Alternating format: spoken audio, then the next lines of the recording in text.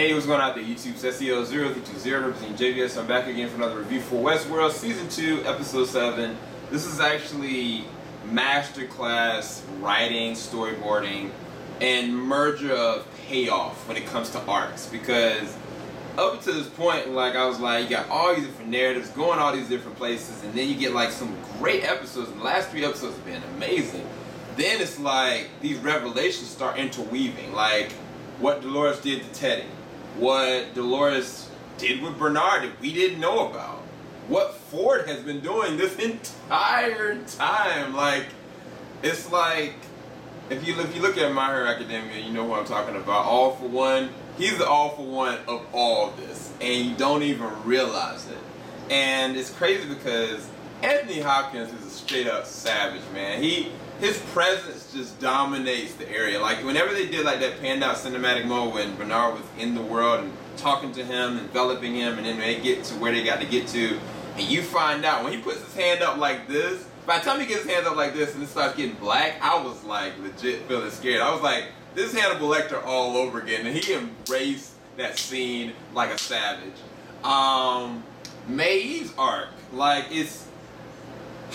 it bothers me because I knew everything Dolores said was very true.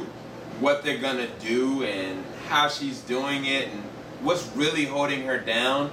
But at the same exact time, there has to be an in-between somewhere. There has to be a finite in-between, because even if they get to where Dolores wants to get them and do survive and do thrive, there has to be a semblance of humanity so they can be able to relate together. They can't just be joys just to conquer everything. They have to be able to have something of their own. But at the same time, the other spectrum of that is Maeve. She can't be like, oh, well, I'm gonna take care of my daughter and then what? Like, you can't do this on your own. Like, you can't just like get my daughter and I'm gonna get her out and I'm gonna blend in. It's not gonna work that way. It's gotta be something in between that they're gonna have to work together. And it's like Maeve, the way it ended up, I was just like,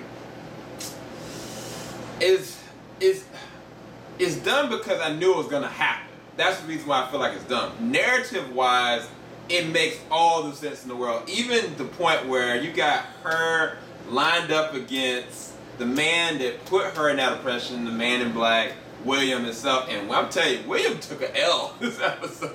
I was sitting there looking for his daughter like, yo, where you at? Like, your dad's taking some L's right now.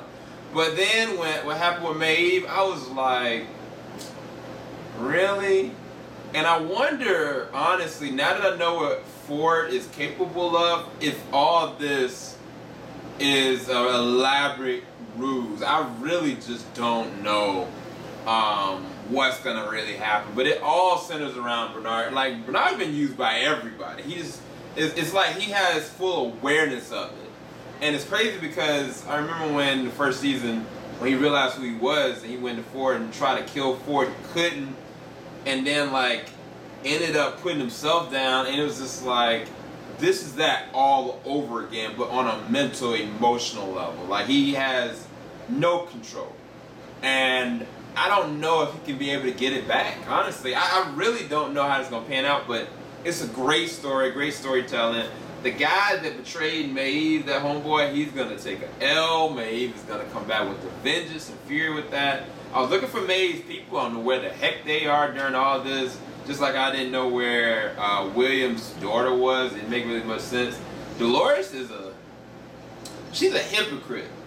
I'll say that because she puts all her devotion and all this emotion with her parent, her dad, but yet purge Teddy of all emotions altogether because she needed him to do what she needed to do. Now, granted, she did do what she did to her dad, and the dad, oh my gosh, he's such a great actor. Like, from season 1, he's been one of the most standout actors, man. But I don't know, man. I get Maeve, I get Dolores, but they gotta find some other common ground. Like, they are not going to work if something doesn't change. Bernard will outlast all of them, and he's under control. You know what I'm trying to say? So we'll see where this goes from a narrative standpoint. Masterclass writing, masterclass acting. I apologize for the sound you hear. It is a huge fan in the background. I'll talk to you guys a little bit later on. Make sure you check out the reaction. Keep it locked. JVS, we ain't gonna stop. Westworld, keep killing the game. Peace, guys.